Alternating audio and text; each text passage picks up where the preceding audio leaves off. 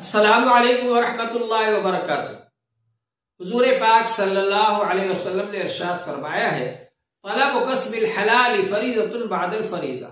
حلال مال کمانا بھی فرض ہے دوسرے فرضوں کے بعد، ملازمت ہو، نوکری ہو،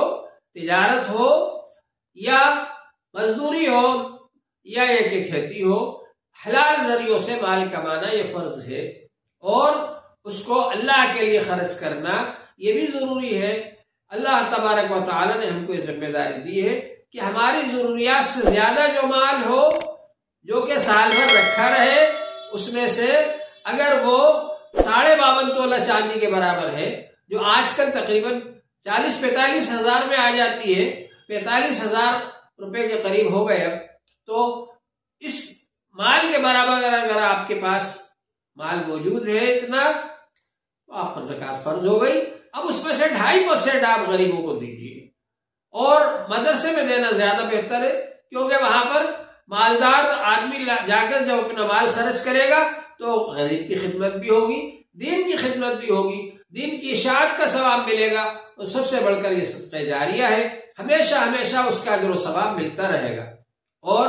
اچھا سے اچھا مال ہمیں اللہ کے لیے دینا چاہیے۔ اللہ تعالی نے فرمایا، لن تنالوا البر حتی تنفقوا مما تحبون، ہرگز نیکی کو حاصل نہیں کر سکتے یہاں تک کہ اللہ کے لیے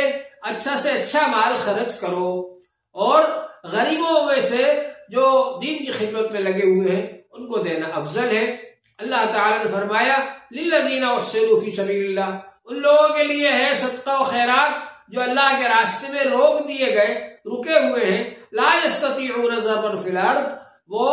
زمین میں چلنے پھرنے کی، کمانے کے لیے جانے کی استطاعت نہیں رکھتے، ان کو اتنی فرصت نہیں کہ وہ اپنا دین کا کام چھوڑ کر کے دوسرے کاموں کے لیے جائیں،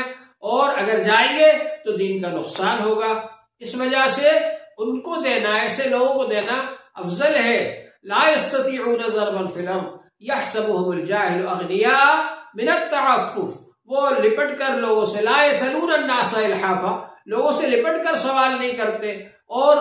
وہ کیونکہ سوال کرنے سے بچتے ہیں، اس وجہ سے ناواقف آدمی یہ سمجھتا ہے کہ یہ تو مالدار ہے، ان کو دینے کی ضرورت نہیں، حالانکہ ایسے لوگوں کو خاص طور پر دینا چاہیے۔ تو ہم اس کی کوشش کریں، خاص طور سے ایسے مدرسے جو کہ